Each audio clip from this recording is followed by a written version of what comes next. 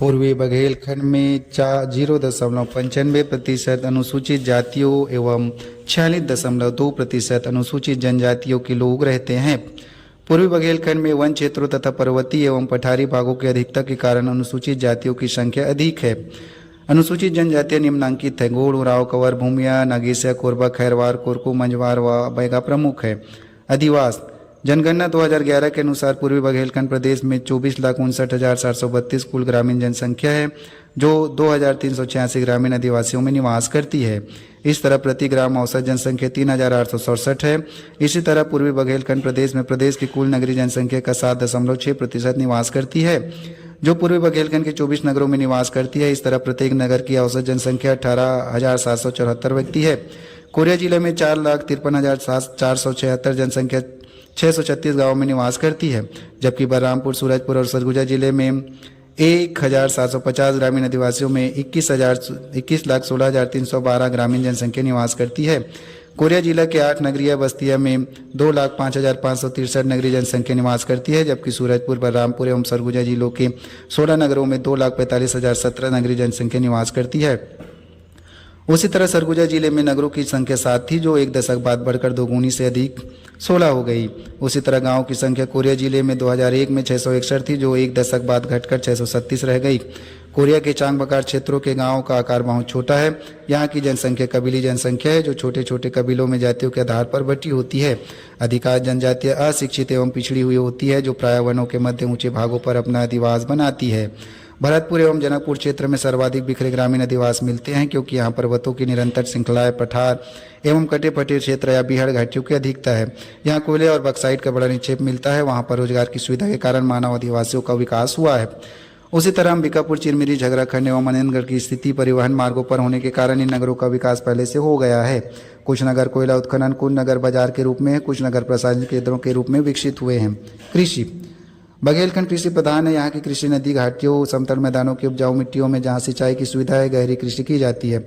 यहाँ के बड़े कृषक अधिक अनाज उगाकर अतिरिक्त अनाज को बाजार में बेचते हैं और उसे पैसे से अतिरिक्त आवश्यक सामग्री खरीदते हैं। कुछ लोग ऐसे होते हैं जिनके पास कृषि भूमि नहीं होती, किंतु वे लोग बड़े कृषकों की खेती में कार्य करते हैं। जिनके पास कम कृषि भूमि होती है उसे सीमांत कृषक कहते हैं, तथा जिनके पास कृषि भूमि नहीं होती और खेती में मजदूरी करते हैं उसे खेतिहर मजदूर कहते हैं। शिक्षा के अभाव में आज भी पारंपरिक खेती करते हैं। भूमि उपयोग: पूर्वी बघेलखंड एक स्थिर भूखंड है, जहाँ कई पहाड़ी और पठारी भूमि है। दक्षिण पूर्व भाग में एक निचली घाटी है। इस प्रदेश के लोगों की जीविका का मुख्य स्रोत कृषि है। जनगणना 2011 के अनुसार बघेलखंड में 80% लोग कृषि कार्यों में संलग्न है। यहाँ लगभग 10% लोग कृषि मजदूर है। इस प्रदेश में आर्थिक पिछड़ापन, औद्योगिकरण और नगरीकरण के अभाव में अधिकांश ग्रामीण जनसंख्या कृषि कार्यों में संलग्न है। मनेन्द्रगढ़ एक खनिज प्रधान क्षेत्र है। पूर्वी बघेलखंड में प्राकृतिक विषमताएं अधिक है तथा वनों की अधिकता है। यहाँ के लोग आर्थिक दृष्टि से पिछड़े हुए हैं, तथा यहाँ की कृषि भी उन्नत की तरीके की है। नीरा बोया गया क्षेत्र 4,823 वर्ग किलोमीटर है, जो कुल भूमि का 23.30% है। 12,148 वर्ग किलोमीटर क्षेत्र में वन है, जो कुल भूमि के 58.86% है। 2,857 वर्ग किलोमीटर क्षेत्र हेतु कृषि हेतु अनुपयुक्त भूमि है, जो कुल भूमि के 13.80% है। 836 वर्ग किलोमीटर पड़ती भूमि है, जो कुल भूमि का 4.4% है। वन भूमि: इस प्रदेश में वन क्षेत्रों की अधिकता है। यहाँ कुल वन भूमि 12,184 वर्ग किलोमीटर क्षेत्र में है, जहाँ कृषि संभव नहीं है। भरतपुर तहसील में अधिक तथा उससे कुछ कम वन क्षेत्र मनेन्द्रगढ़ और बैकुंठपुर तहसीलों में है। यह भूमि बहुत अधिक ऊंची नीची है, जहाँ कृषि कार्य करना संभव नहीं होता है। पड़ती भूमि: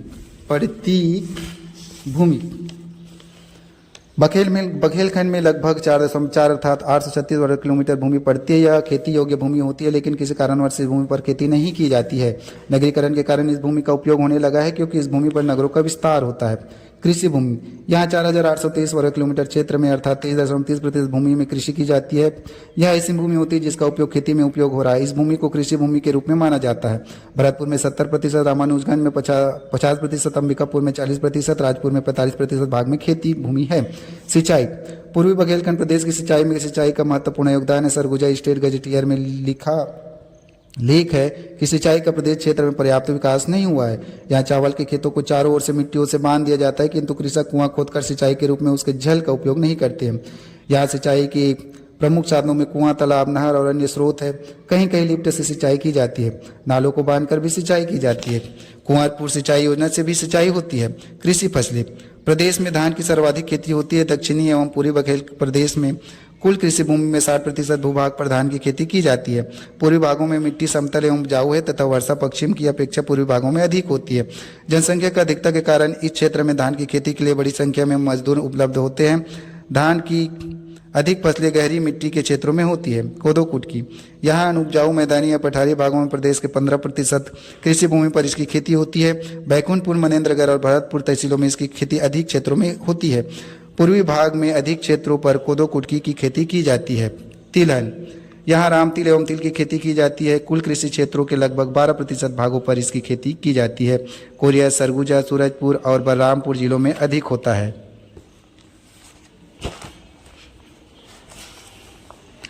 अन्य फसलें, प्रदेश में गेहूं, चना, ज्वार एवं दालें भी उगाई जाती है। कुल कृषि भूमि क्षेत्र के 15% भूभागों पर गेहूं, चना, मूंग, मसूर इत्यादि की खेती की जाती है। मक्का खरीफ का महत्वपूर्ण फसल है। इसका उपयोग भोजन के रूप में करते हैं। पशुओं को खिलाने के काम आता है। वर्षा ऋतु के प्रारंभ में इसे बोते हैं। कम उपजाऊ भूमि में इसकी खेती करते हैं। उद्योग, बुंदेलखंड सामाजिक एवं आर्थिक दृष्टि से एक पिछड़ा हुआ प्रदेश है। प्रदेश में वन क्षेत्रों की अधिकता है। पर्वतों एवं पठारी प्रदेशों की श्रृंखलाएं पाई जाती है, अतः उद्योगों का अभाव है। वनों से संबंधित साल, सागौन, शीशम तथा अन्य इमारती लकड़ियों के चीरने की मशीनें यहाँ स्थापित है।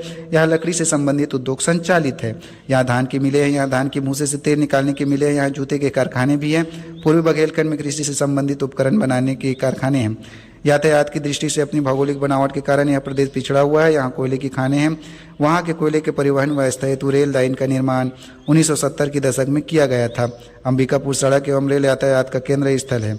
दुर्ग बिलासपुर होते हुए सवारी गाड़ी अंबिकापुर तक पहुँचती है।